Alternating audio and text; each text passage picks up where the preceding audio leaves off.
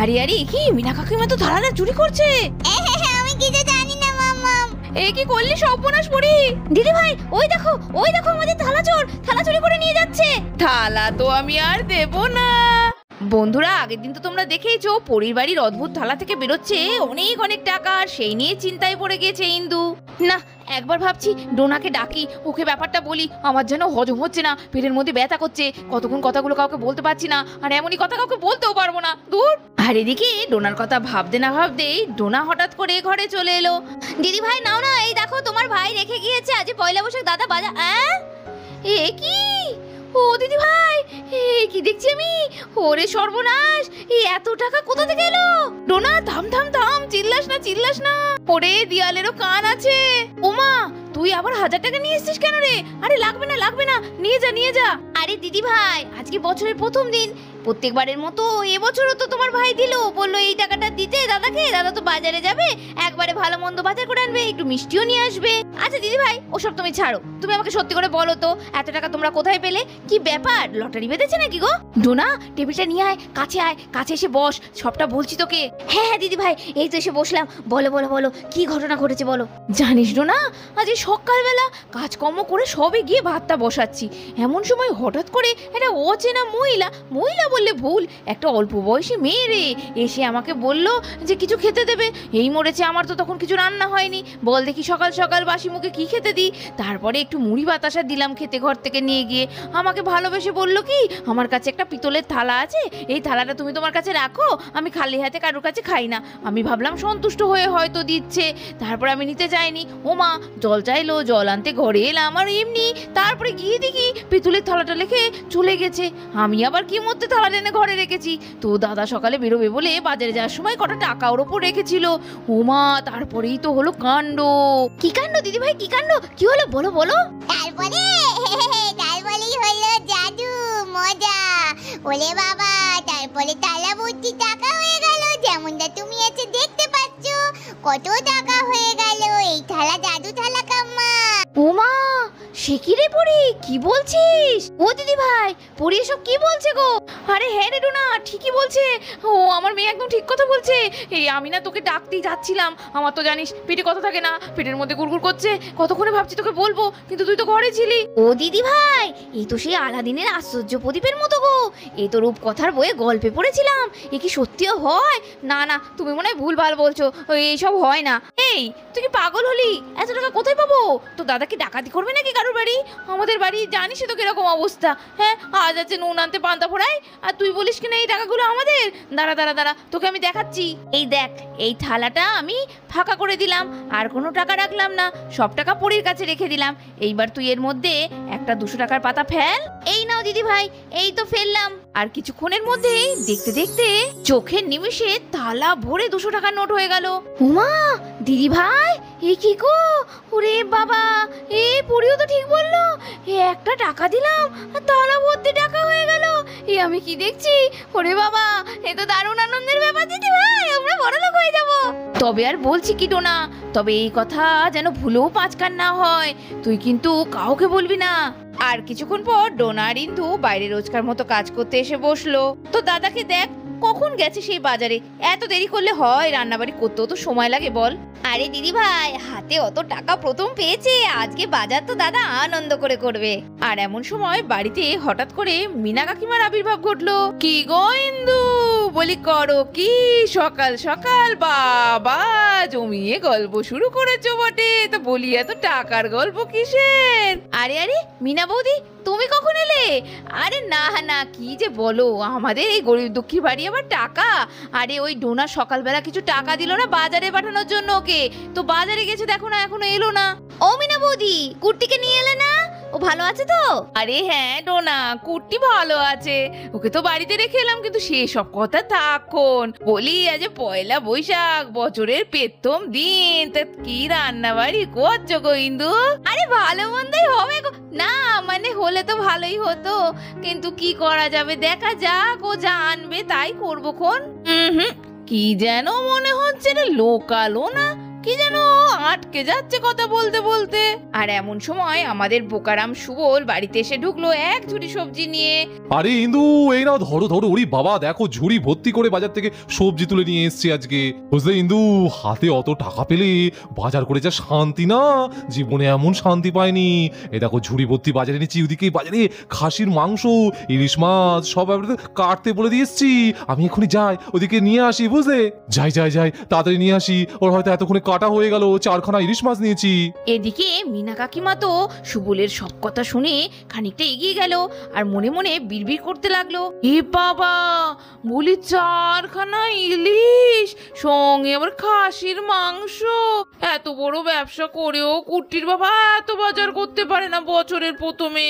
আর এরা কি না একটু আগে নাকে কাঁদছিল, আর এখন এত কিছু বাজার, ঝুড়ি ভরে সবজি। ও দিদি ভাই, এই তো দেখছি দাদার কোনো বুদ্ধি শুদ্ধি নেই। আমরা এক বললাম আর দাদা এক করে গেল। এই চুপ চুপ চুপ ডোনা, একটু ম্যানেজ করতে হবে যেভাবেই হোক। ওরে বাবা, এই তো দাদাটার না জীবনে বুদ্ধি হবে না। নিজেই বললো পাড়ায় ঢোল পিটিও না, আবার নিজেই বকবক করছে, পাশে তো দেখবে কে আছে। আরে ও মিনা বৌদি, এদিকে এসো। বলি তোমাদের আজ কি হবে গো? হ্যাঁ হ্যাঁ ইন্দু, ডাকলে? আমাদের কথা ছাড়ক্ষণ। বলি, তা তোমাদের ব্যাপারটা কেমন লাগলো না আমার? আমাদের বাড়িতেও এত কিছু রান্না বাজার হয় না ইন্দু। আর সুবলদা এত কিছু কিনতে গেল, এক ঝুড়ি, বাপরে বাপ সবজি। হ্যাঁ, তুমি যে বলছিলে যে নাকি টাকা নেই। আরে তুমি কি যে বলো মিনা বৌদি, আরে দাদা ভাইয়ের কি আর তো সামর্থ্য আছে নাকি তাই গো? আসলে ওই আমার বর মানে রাজ কয়েকটা পরপর অপারেশন করেছিল, তো ও তো সার্জেন তুমি জানোই, তো প্রচুর টাকা পেয়েছিল। তার থেকে বেশ কিছু টাকা দাদার হাতে তুলে দিয়েছে। ও তাই বলো। যাই হোক, যাই গে, এদের মনে হচ্ছে অন্য কোনো ব্যাপার আছে। ব্যাপারটা একটু ভেবে দেখার দেখছি। না না না না, আমি চলে যাচ্ছি কেন? আমি তো ভুল করছি। আমাকে একটু নজরে রাখতে হবে, বাড়ি দেখতে হবে ব্যাপারটা। না না, ঠিক ভালো ঠেকছে না। ডোনা এত সবজি বাজার করে এনেছে, না না লোকের চোখে লাগছে, এখানে রাখা যাবে না। চল এগুলো নিয়ে ঘরের ভেতর ভাড়ার ঘরে ঢুকিয়ে রাখি। ও দিদি ভাই, একদম তাই। তুমি পুকুর পাড়ে মাছ মাংসগুলো দাদা আনলেই তাড়াতাড়ি করে ধুয়ে মুছে রেডি করবে, আমি সব ফ্রিজে গিয়ে ঢুকিয়ে দেবো, বাইরে কিচ্ছুটি নয়। একদম তাই ডোনা, চল রে যাই, এগুলো আগে সরিয়ে আসি। এই বলে ইন্দু আর ডোনা সবজির ঝুড়িটা নিয়ে ঘরে চলে গেল। আর এদিকে মিনা কাকিমা দূর থেকে দেখতে লাগলো, আরে কি ব্যাপার হলো, ঝুড়ি নিয়ে ঘরে চলে গেল। সবজি ঝুড়ি সে তো রান্না ঘরেই থাকে, তা আজকে আবার হঠাৎ ওটা নিয়ে ঘরে গেল কেন? ও, তার মানে বেশি এনেছে, চোখে লাগবে বুঝি, নিজেরাও বুঝে ওই জন্য নিয়ে পালালো।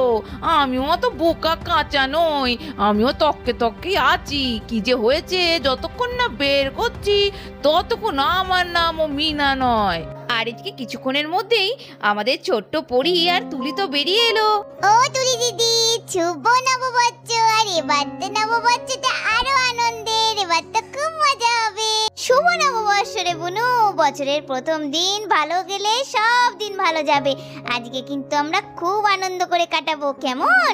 হ্যাঁ গো তুলি দিদি, এবার তো প্রচুর আনন্দ করবো। এবার যত খুশি আইসক্রিম খাবো, যত খুশি ক্যাডবেরি খাবো। এবার না হালকাতার মিষ্টির দরকার নেই, বাবা ভার ভর্তি দই মিষ্টি নিয়ে আসবে। সে তো জানি বুনু, সে তো মেশো প্রত্যেকবারই আনে, কিন্তু তুই যেমন করে বলছিস তাতে মনে হচ্ছে কিছু স্পেশাল হয়েছে। কি ব্যাপার বলতো? আরে স্পেশাল হয়েছে, যা স্পেশাল হয়েছে না তুমি ভাবতেই পারবে না। দারুণ দারুণ ব্যাপার ঘটেছে সকাল সকাল।